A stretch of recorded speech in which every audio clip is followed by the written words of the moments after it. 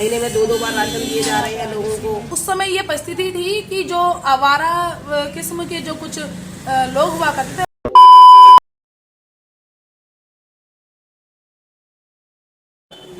तो अभी हम हैं उसी जगह पर जहाँ पर अतुल गर्ग जी थोड़ी देर पहले अभी आए थे और उन्होंने हमसे बहुत सारी बातें करी। बहुत छोटी सी मतलब कि 20-30 मिनट की बैठक थी हमारी, जिसमें कि उन्होंने अपनी बातें रखी, लोगों ने अपनी बातें रखी और उन्होंने सब चीज़ इतने अच्छे से क्लियर की ना, मैं आपको बता नहीं सकता। इतने ग्रेट पर्सन है। और बहुत सारी बात हुई, पार्टी को लेके बात हुई, इलेक्शंस को लेके बात हुई, हमें वोट क्यों करना चाहिए, हमें कैसे चुनाव करना चाहिए, कौन सा पॉलिटिशियन हमारे लिए ठीक है नहीं है। तो इस प्रोग्राम को आगे बढ़ाते हुए मेरा नाम तो आप जानती हैं, मेरा नाम शिवम। तो अभी हमारे साथ हैं रेणु चंदेला जी, दीप्ति जी, मोनिका जी एंड निशा जी। तो आइए हम उनके पास चलते हैं, उनसे बात करते हैं, उनका कैसा एक्सपीरियंस रहा और क्या क्या उन्होंने एक्सपीरियंस किया, क्या क्या एक्सप्लोर किया, क्या नई चीज़ें सीखने को मिली और बाकी सारी चीज़ें। तो चलते हैं। अभी हमने देखा अतुल गर्ग जी आए थे और उन्होंने इतना अच्छा भाषण दिया और इसके अलावा बहुत सारी अच्छी अच्छी बातें करी।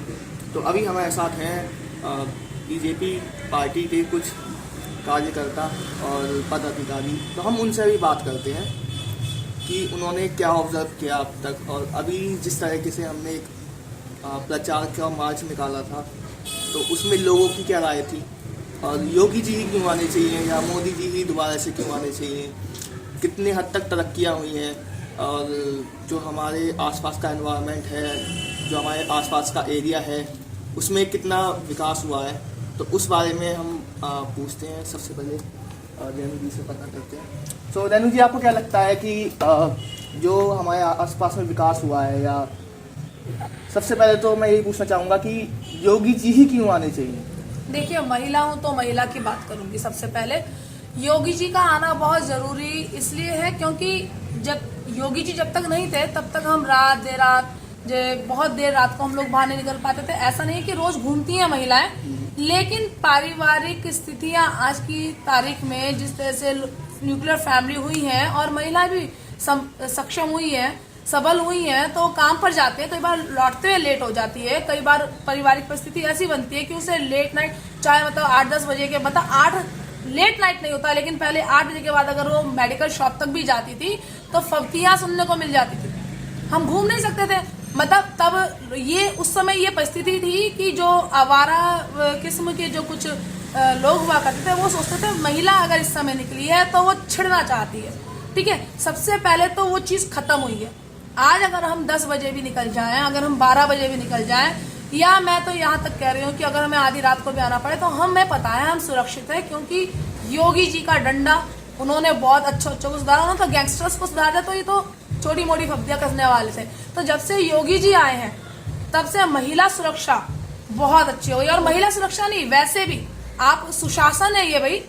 गैंगस्टर कितने पकड़े गए हैं गैंगस्टर। आज योगी जी के आने के 1 साल के अंदर, 1 वर्ष के भीतर जो गैंगस्टर थे या अंडरग्राउंड हुए, फिर उन्होंने आत्मसमर्पण। किसके काल में ऐसा हुआ है कि गैंगस्टर कह रहा है जी मुझे पकड़ लो, मुझे पकड़ लो? नहीं, किसी के काल में नहीं हुआ है ना। तो मतलब ये एक बहुत सुशासन का है कि गैंगस्टर डर गया है। जो डराता था, जो आम आदमी को डराता था, वो क्या अपने लिए डर रहा है कि भाई नहीं, हमें पकड़ लो, हमें जमा कर लो अंदर, हमें जीवित रहने दो। मतलब उसके बाद हम लोग बिल्कुल सुरक्षित और तसल्ली से घूमती हैं। आज हम काम करती हैं, महिलाएं हैं, आज घर में नहीं रुक सकती, माहौल नहीं है रुकने का, क्योंकि सबको कमाना है, सबको बाहर जाना है और ऐसे में सुरक्षा चाहिए महिलाओं को। तो हम योगी जी के साथ हैं क्योंकि हमारी सुरक्षा योगी जी ने बहुत बढ़ा दी है। तो महिला होने के नाते जो पहला ये है, बाकी बहनें बताएंगी। बिल्कुल बिल्कुल, बहुत अच्छी बात कही रेणु जी ने कि जो सुरक्षा और जो सारी चीज़ें योगी जी ने या मोदी जी ने की है, ठीक है, वो काबिल तारीफ है। इस बात को तो मैं भी कहना चाहूँगा। और एक चीज़ और पूछते हैं रेणु जी, आप मुझे ये बताइए, योगी सरकार आने से पहले ऐसा माहौल था और अब कैसा माहौल है? बहुत बुरा माहौल था। हम कॉलेज के सामने रहते हैं, गर्ल्स कॉलेज के सामने रहते हैं और महिला भी हैं। कितनी मतलब यहाँ पर क्या हाल हुआ करता था, लड़कियों की छुट्टी होती कॉलेज की तो आवारा लड़के आके खड़े हो जाते थे, जैसे कि भैया कि उनके लिए कोई शोकेस चल रहा हो, आएंगे देखेंगे फैशन शो चल रहा हो। लड़कियों को निकलना होता था सर मुंह नीचे करके चलती थी कि कोई अगर आंख उठा के देख लेगी तो कोई लड़का उसे आवारा ना समझ ले, इतनी परेशानी हो जाती थी। और जब योगी जी आए 1 महीने के अंदर उन्हें रोमियो स्क्वाड बनाए, तड़ातड़ जो ये बंदर किए गए हैं ना, ये जो लफंडर टाइप के लोग होते हैं, आवारा किस्म के लोग होते हैं, उसके बाद लड़कियां अपना आराम से चलती हैं सड़क पे, आराम से सर उठा के आंख उठा के, जो कि हमारा अधिकार है, लड़कियों का अधिकार है, अपनी नजर उठा के चलती हैं। तो ये तो बहुत फर्क आया। सबसे पहला फर्क तो यही आया कि लड़की नजर उठा के चलती है, हम लोग बाहर चल सकते हैं, महिला को सम्मान दिया है, माता बहन। किसी और पार्टी में होता है कि महिला को माता बहन की तरह से माना जाता है? महिला वस्तु नहीं है, महिला सम्मानित है। सिया राम जी की तरह जैसे माता जानकी, इस तरह से हम लोगों को जो योगी जी के आने के बाद सुरक्षा, जो महिला को अपने महिलत्व पर एक जो क्या कहते हैं सम्मानित महसूस किया, हमने अपना आपको गौरवान्वित महसूस किया है, वो योगी जी के आने के बाद महसूस किया है कि हम महिला हैं, हमें सम्मान का अधिकार है। तो बहुत फर्क आया है जी, बहुत पहले से बहुत फर्क आया है। थोड़ी देर के लिए तो मैं भी ऐसा सोचने लगा था अभी कि 100% बनता है योगी जी का आना, ठीक है। और इसके अलावा इन्होंने बहुत अच्छी बातें करी। देखो, महिला का सम्मान सबसे पहले है भारत देश में। हमारे देश में ये कहा जाता है कि हमारे यहाँ कोई बेबी पैदा होती है तो उसे माता का रूप बताया जाता है। तो सबसे पहले तो लड़कियों की सेफ्टी है, जो कि योगी जी ने करके दिखाया है। एंड आगे चलते हुए हम दीप्ति जी के पास चलते हैं, उनसे पूछते हैं।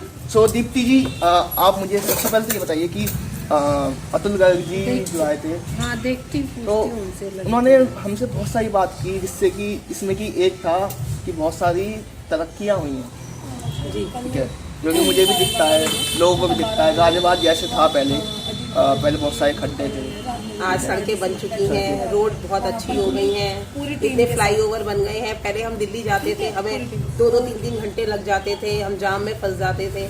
आज कोई जाम का सामना नहीं करना पड़ता, बहुत अच्छी सुविधाएं हैं। और अतुल जी ने काफ़ी कार्य किए हैं। अभी वो स्वास्थ्य मंत्री रहे हैं पीछे, उन्होंने अपने उसमें भी MMG हॉस्पिटल, सरकारी जितनी भी सुविधाएं हैं लोगों को दिलाई हैं। हॉस्पिटलों में भी सारे कार्य अच्छे हुए हैं। जहाँ पहले लोगों को लाइनों में लगना पड़ता था डिलीवरी के लिए, महिलाओं के लिए बहुत अच्छी सुविधाएं कर दी हैं उन्होंने। एक अच्छा वार्ड तैयार हो गया है, पूरी टीम वहाँ हमेशा तैयार रहती है महिलाओं के लिए। और भी बहुत कार्य अतुल जी के उससे हुए हैं, राशन बटे हैं। आजकल के इतने टाइम तक फ्री राशन कभी शायद मैंने नहीं देखा कि कोई सी ने बांटा हो, लेकिन अतुल जी ने अपने यहाँ 2-2 बार योगी जी के उससे, अतुल जी के उससे बहुत अच्छा वो रहा। महीने में 2-2 बार राशन दिए जा रहे हैं लोगों को, बहुत से राशन कार्ड बने, कई चीज़ें अतुल जी ने करी हैं। हमारे यहाँ बहुत तरक्की हुई है गाजियाबाद में, और हम चाहेंगे कि आगे भी ऐसे ही तरक्की होती रहे। और हमारे अतुल जी बहुत अच्छा आगे भी कार्य करेंगे, करते आए हैं। ठीक है, हमारा भी टाइम। सो आप दीप्ति जी ने इतनी अच्छी बात की कि पहले क्या होता था, पहले महिलाओं को अनकंफर्टेबल होता था हॉस्पिटल में जाना। आज वो बिल्कुल बेधड़क जाएं, कोई भी दिक्कत नहीं, परेशानी नहीं, और बाकी सारी चीज़ें, बहुत चीज़ें आसान करी हैं इन्होंने। और इसके अलावा एक चीज़ मैम ने बताई थी अभी कि बहुत सारा राशन इन्होंने मुफ्त बांटा है लॉकडाउन के समय भी। और मैंने एक चीज़ ऑब्जर्व की थी कि लॉकडाउन के समय कुछ लोगों का राशन कार्ड नहीं बन रहा था जी, ऐसे ही है, तो उन्हें भी मुफ्त में राशन मिला। जिनका राशन कार्ड नहीं था ना, उन्हें भी राशन कार्ड मिला लॉकडाउन के अंदर।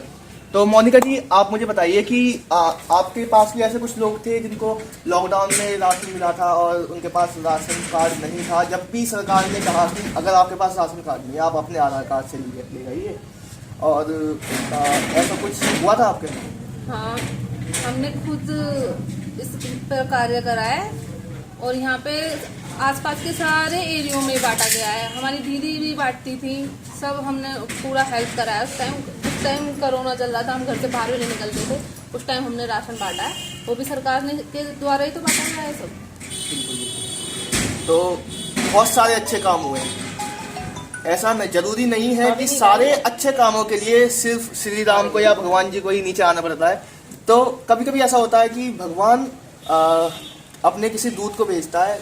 तो जैसा कि मैम ने कहा था अभी हमसे कि वो दूत योगी जी हैं, मोदी जी हैं हमारे साथ।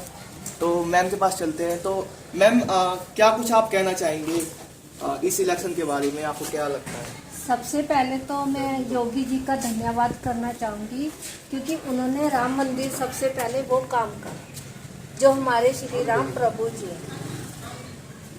और दूसरा, योगी जी ने जो सड़कें बनवा के यूपी के अंदर वो कार्य विकास करा है, उसके लिए बहुत धन्यवाद योगी जी का। और राशन भी बहुत बांटा है गरीबों में, सबको, किसी को दवाइयाँ भी मुफ्त में दी हैं। बिल्कुल बिल्कुल। किसी चीज़ की कमी नहीं होने दी। जैसे पिछले बार गैस की कमी हो गई थी, मुफ्त सिलेंडर भी बांटे हैं, बहुत करा है योगी जी ने, इसलिए योगी जी को लाना बहुत जरूरी है। उज्ज्वल योजना भी मोदी जी हाँ, के उज्ज्वला उसमें आई है। योजना भी। और मैं तो सीधा सीधा सा एक मेरा ये है, अगर अपना और अपने बच्चों का भविष्य सुरक्षित चाहते हो तो ये सिर्फ बीजेपी की सरकार में सुरक्षित है, वरना आपको पहले का माहौल मालूम ही है और सरकारों की उसमें क्या हुआ था। तो बात साफ है, मुझे ऐसा लगता है बात साफ है कि जो राम को लाए हैं हम उनको लाएंगे। तो इस बार मतलब कि इस बैठक को हम यहीं खत्म करते हैं, ब्लॉग को आज कंटिन्यू करते हैं। जय श्री राम। जय श्री राम।